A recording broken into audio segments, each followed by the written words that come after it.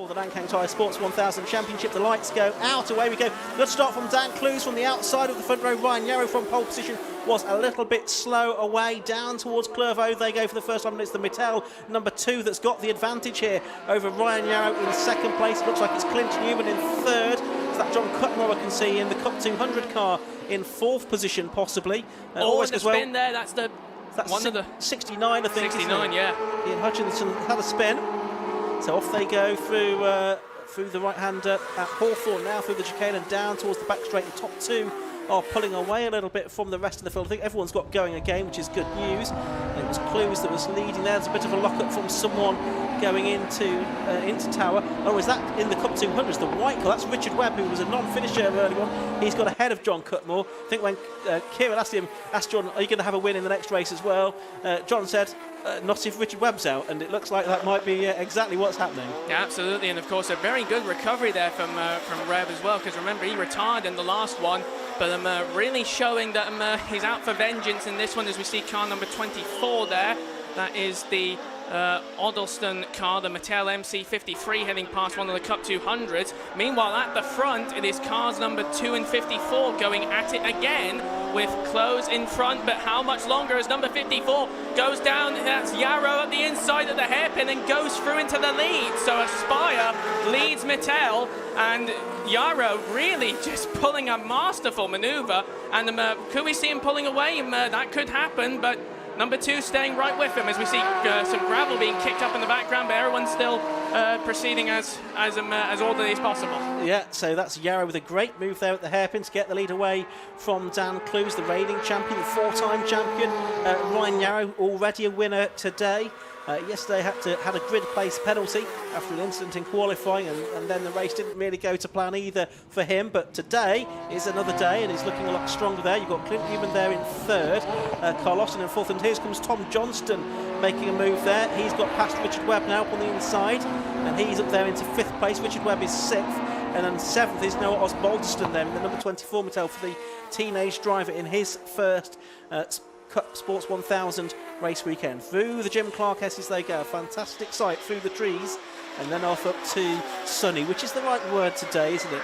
As we've got Richard Webb now trying to fend off that Noah Osbaldeston car. Yeah, absolutely. And also you could see him how Webb was quite considerate there with the 87 car Johnson. He actually sort of moved over to the right-hand side of the road, almost letting Johnson through, but he isn't being so kind with car number 24 of Osbaldeston. Just gives him the hip and shoulder a bit, but manages to keep the car behind him. But here comes Osbaldeston again at the hairpin.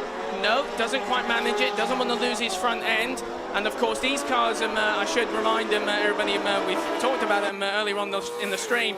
These cars, the Sport 1000s, don't have any aerodynamic aids. The only aerodynamic aspects of these cars is the actual profile of the car itself. So that's why these cars are very good at slipstreaming, but also you have to really be useful with the slipstream, as we see number 28 there going through on one of the Cup 200s, and you can see the slipstream effect of these closed wheel cars compared to the Cup 200s, which we're looking at now, which is 98 John Cutmore, one of our top contenders. These cars, of course, more open wheel, so lots of real aerodynamic differences here, but on track they look exactly the same on pace. And also the 1000 cars have got 1000cc engines, whereas these Cup 200s have got slightly more powerful engines, but again the aerodynamics really showing. Yeah, and the front engine as well, of course, the MKs, the Cup 200 cars, they're always fast off the line, aren't they? We saw that, but then they do drop back down the order a little bit as the Sports 1000 cars get up to speed. We saw Charlie Sladden making that move a moment ago. His next target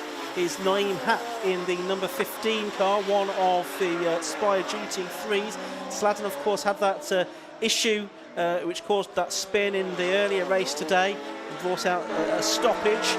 And that's been sorted out by the team, and he's good to go, and he's fighting his way up the order here, looking for 12th position. Daniel Ashby watching there in the number 33 car.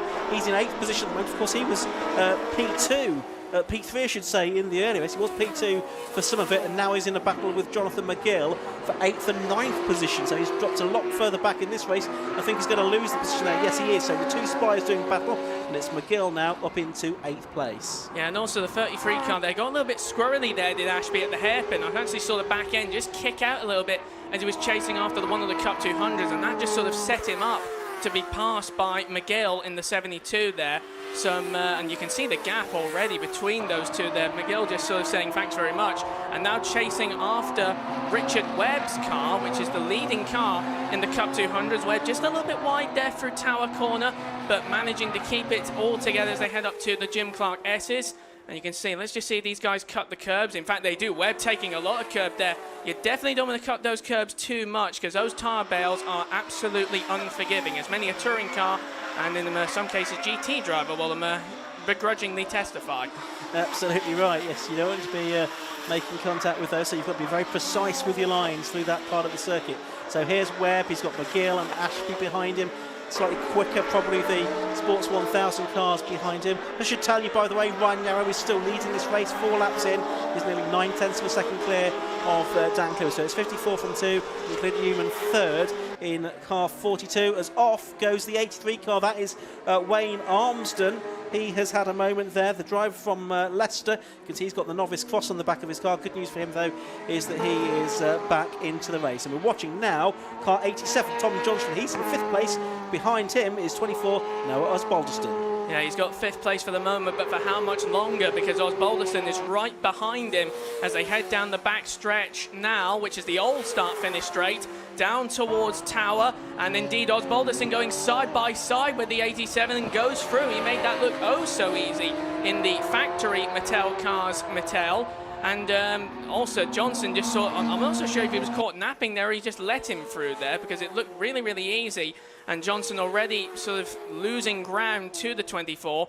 Interestingly enough, that car is actually quite eye-catching, because to me, whenever I see that car, I actually think it looks like a Paynos from the old LMP1 days, because it looks, just because of the paint scheme on it, of course, as we see Richard Webb there in a bit of a Spire sandwich almost as they head through Sunny in and Sunny out. But for how much longer? Because he's got the 33 car of Ashby right behind him as the leaders come past our commentary position now. But right now it's the battle between, well, it was 33 and, of course, Webb's 88, but the 33 getting him into the complex.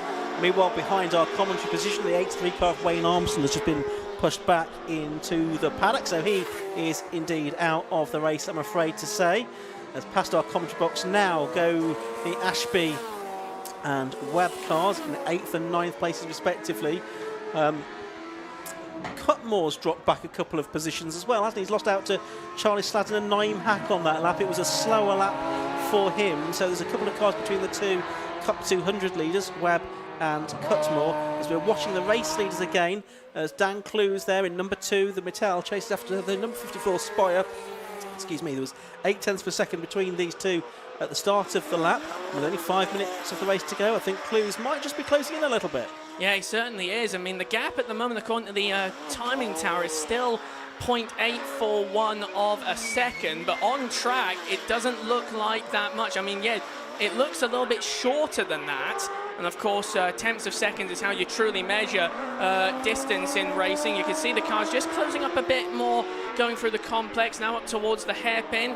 And Clues now right almost on the exhaust pipe with the 54 of Yarrow, but Yarrow's car just pulling out a gap. Let's just see what the gap is now as they come across the timing line, and it's now 0.781 is the gap, so it's come down just a smidge, just about 100th, but the gap is closing. But is it closing enough with just 4 minutes and 9 seconds to go in this 13-minute race? And for Yarrow, he's most probably going to be hoping it's lucky 13. Yeah, absolutely. Clues there did the best lap of the race, a 1:24.656 to now only close on to the tail of Yarrow. Went faster than Yarrow went in the race earlier on this afternoon as well, but Yarrow was no slouch on that lap either, doing a 1:24.7. So these two have had a win apiece this weekend so far. Who's it going to be that leaves Croft with the bragging rights of having 2 wins to their name? Is it going to be Clues or is it going to be Yarrow? Looking further back now, this is the battle for 4th place. Carl Austin in the 44 Spire, the driver from Devon, and Noah Osbaldeston in the number 24 car, the driver from Bury St Edmunds in his first season of racing. He's got high aspirations to move on. He showed good pace in qualifying yesterday in the Sports 1000s, but possibly hasn't had the results he would have hoped for from it. He did get one podium yesterday, but earlier on today he was a bit further down the order, well, just off the podium in 4th place, and here he's gunning for another 4th position, but a podium might be out of reach here, although he's going to try for P4 and get past Carl Austin, sliding up the inside, clips some dust there on the edge of the circuit. Maybe not quite the line he intended to take, and is at the moment having to settle for 5th position, but he's going to have probably a couple more laps to try and find a way past that black and orange spire of Carl Austin. Yeah, both of these drivers trying absolutely hard, both to gain and keep real estate. And we're going to remember that car 44 there of Austin, that's the car that basically lost its front end in the race 2 on the last lap. The whole front end of the car, the bodywork part I should say, come flying off as we see 24 there just trying to get up the inside of 44, doesn't quite manage it. They head through the chicane, and Osbalderson almost had it, but just didn't quite have the legs on Austin's car there. But even so, they're coming up to Tower. Is there going to be anything? No, Osbalderson just sticks his nose out there just to say, hey, I'm right behind you, but just not quite enough at this point. And it was sunny, so a few yards further on from where we are now that Austin lost that bodywork. It was a touch, wasn't it, from Osbalderson that just created the spin, and just the air got underneath the front bodywork of Austin's car, and that sent it flying. But fortunately, I think it was all in one piece still, and was able to be refixed without too much drama. Through Sunny they go again. You can see the black cross and the yellow background of Osbalderson's car, showing that he's a newcomer in that number 24 Spire. Matella should say that he's racing this weekend.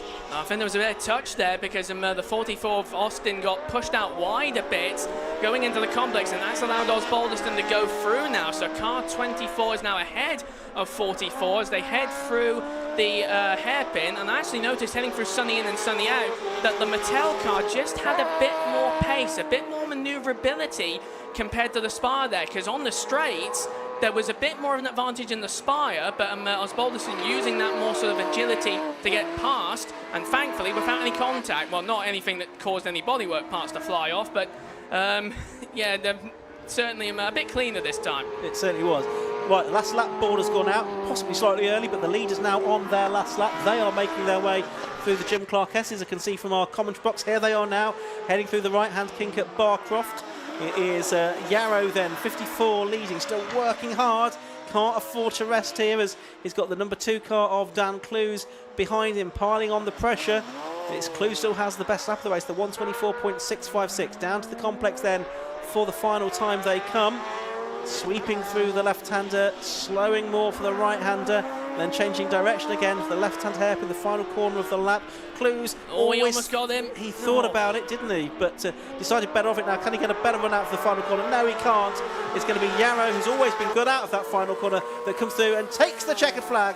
Second time today, a win for Ryan Yarrow in the Nankang Tyre Sports 1000 Championship, but only by about 3/4 of a second from Dan Clues, and Clint Newman is going to come through to take 3rd position. As we're watching Charlie Sladden here on his way to 9th place. But look at that, there's some smoke coming out of that, and there's a car off into the field. That looks like the 69 car, I believe there. That's the blue and white. Let's see, that looks like Hutchinson. It is Hutchinson there. Yeah, he had drama on the first lap as well, didn't he? And drama on the last lap as well, up at Sunny, I think. But it looks like he's out of the field now, and will hopefully come home to finish the race.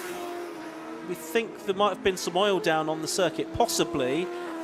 Who knows? It might have been from that rather smoky-looking Charlie Slatton car again. Yeah, I wouldn't be surprised if the oil pipe issue hadn't quite resolved itself. But even so, a very good, clean race from everybody. And yeah, a bit of last lap drama there from Hutchinson. I kind of feel sorry for him because he got nerfed off at the first lap, and well, loses it on the last lap as well. As we see car number 15 there of Naeem Hack managing the finish, but going really slowly with that Spire, so dramas for him. But also I think not only have we got an overall winner, but I think Richard Webb is also the best place of the 200s as well, so a brilliant result, a real redemption run for Richard Webb in Cup 200. But really big shout out to car 54 and of course Ryan Yarrow, who takes 2 for 3 and is undoubtedly on course for a very stellar championship season.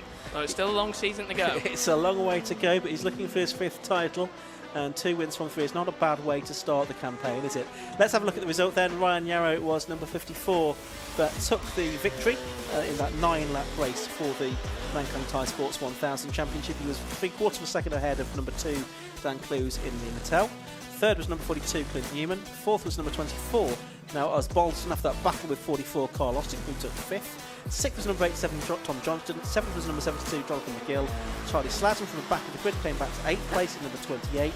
Daniel Ashby, number 33, took 9th place. In Richard Webb, rounding out the top 10, but also winning in Cup 200. 11th was number 15, Liam Hack. 12th was 98, John Kirkmore. 13th was 11, Stephen Hollock. 14th was number 111, Mike Whiteman Haywood. And on the next page, we'll see that Matthew Manette was 15th in the Spire, 16th was Stephen Dean, and yes, Ian Hutchinson did bring his car home to take the checker flag in spite of that last lap off of that sunny Wayne Armston, our only non-finisher in the number 83 MK Cup 200 car that pulled off behind our commentary position. So that's the last sprint race action of the day. I can see that the car's heading down pit lane now. Looks like the top 3 are more or less stopped outside race control, which is where we carry out our post-race interviews. You can see that Kieran is down there, just ready and waiting to get the drivers out of the car. Then we'll have a chat with our top 3. Ryan Yarrow, the race winner. Dan Clues it was, who was 2nd, and Clint Newman in 3rd place in that opening race meeting of the season for the Sports 1000s. They're at Coombe, by the way, Castle Coombe, on the 26th of May, the bank holiday Monday, for their next event of 2025. Let's head down to Kieran Mogg to hear from our drivers in Sports 1000. May have been a bit of an iffy day yesterday, but 2 from 2 today. Can't ask much more from that. No, good race. I really wanted to go for that record this weekend, but the day was yesterday, unfortunately. The track's quite greasy today. But yeah, I'm happy with that. And Dan made me work for it, which is good because there's been a lot of kind of issues and things splitting us up. So it was good to have that pressure of the whole race, because I knew one mistake he'd be on me straight away. So yeah, I feel like I've redeemed myself a little bit. So yeah, I'm glad I can smile on the way home now. Definitely. It's obviously it wasn't a great start yesterday for defending the championship, but today's gone a lot better. And you think it's going to be a good championship battle between the two of you for the year? Yeah, I mean, I should imagine there'll be 4 of us in it. Obviously, Clint's really fast. Noah's really quick. He's a 17-year-old lad who's never even used a clutch before. That's quite concerning, really. Yeah, I'm sure it'll be close all season. Got some tracks coming up that I've never done Coombe before, so that's one that, probably a bit in the dark compared to maybe some, I don't know. So yeah, just looking forward to it. See how we get on.